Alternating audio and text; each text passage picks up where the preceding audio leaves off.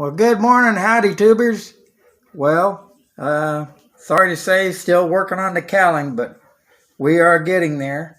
I am just going to show you what I got now, and then I will do another video, or I'm going to link a video to this one that shows putting how to put the cam locks into the cowling. But I just got done drilling a hole for the dipstick. I guess I didn't drill it, punched it with a 1-inch hole punch. But got it all. Oh, and the way I did it was without the cowling on there. I measured, put me a line back here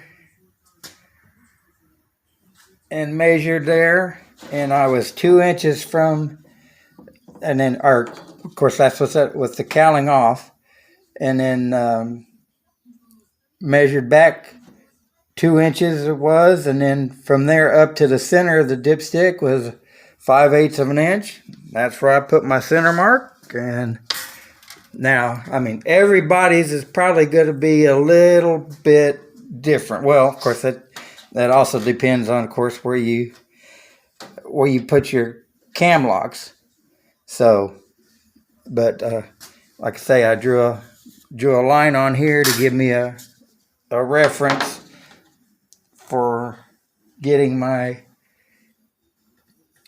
line that I drew up for, that I went 5/8 of an inch. So anyways, oh, and I went ahead and bent that over and rounded it so you don't get snagged on it. So anyways, I will end this video, but link it to the next one, which it'll be on the tripod, I would imagine, to show you how to put the cam lock fasteners in. These are in there, but they don't have the I showed you that toothed little inside tooth little washer that holds these from falling out. So we'll get to that. Okay, tubers, here's a continuation of the other video.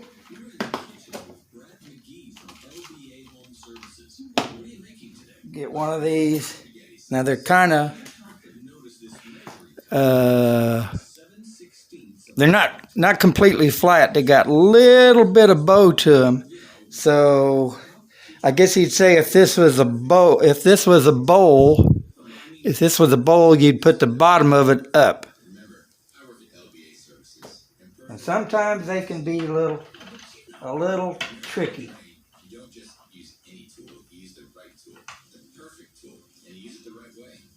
But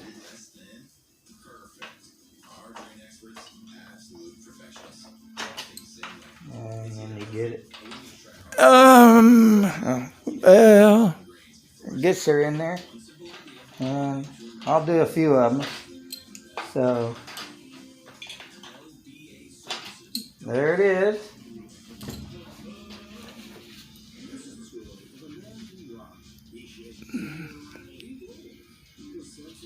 And then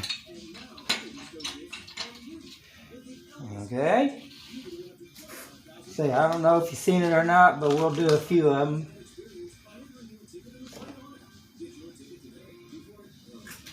And are we still in there? Looks like, maybe. And like I say, I made these holes just slightly bigger than what the cam lock is, so that gives just a little more wiggle room.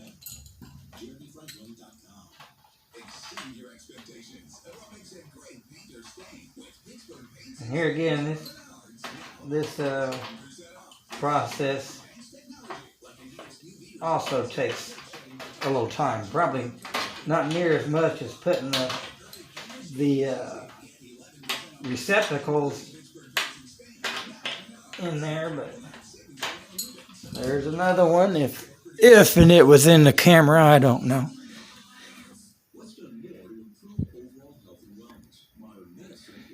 Do another one.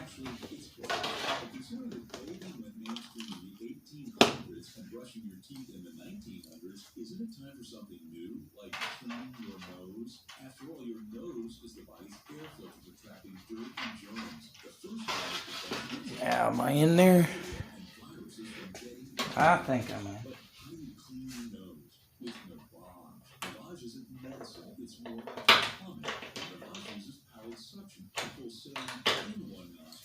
There's another one.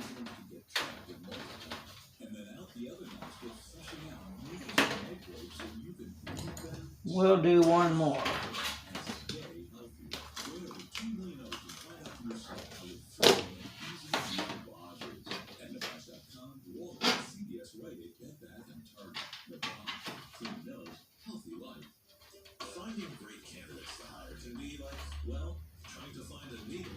Am I still in there?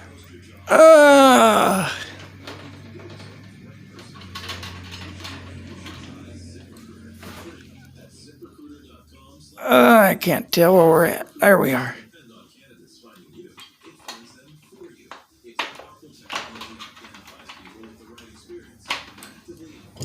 So, let's see.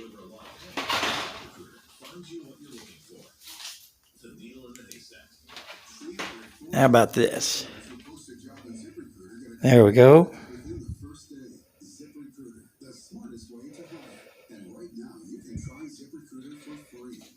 There's my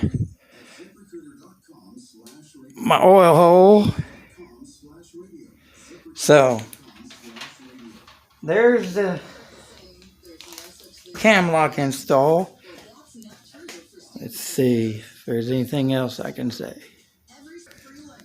Oh yeah, I noticed I was getting some drips of oil on the ground, and it was coming from the oil temperature sensor.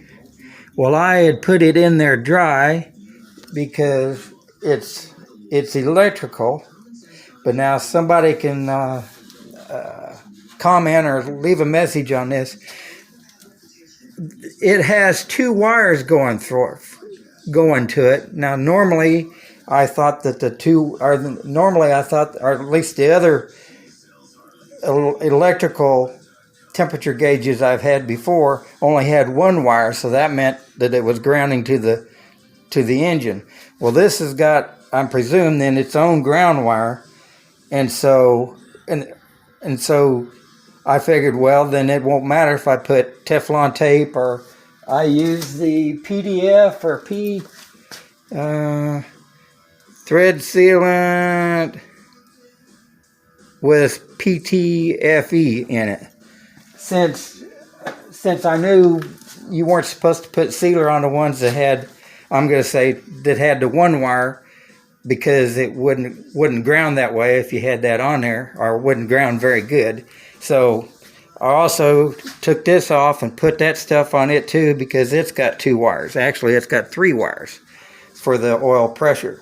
So please leave a comment if I'm of course, I might hear from my buddy Matt on that one, because he's a pretty good electrical guy. So, and matter of fact, he's the one that got me this gauge. I'll show you.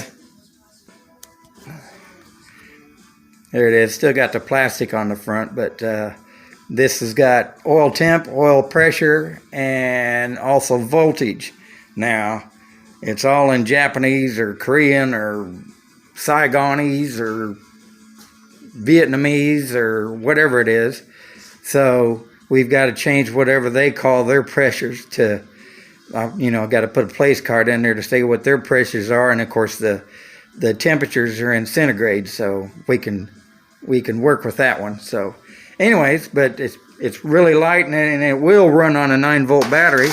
So that's pretty good. So anyway, I'll get this uploaded and catch you all on the next one. So there you go. Please subscribe if you haven't, and hit that like button, and God bless.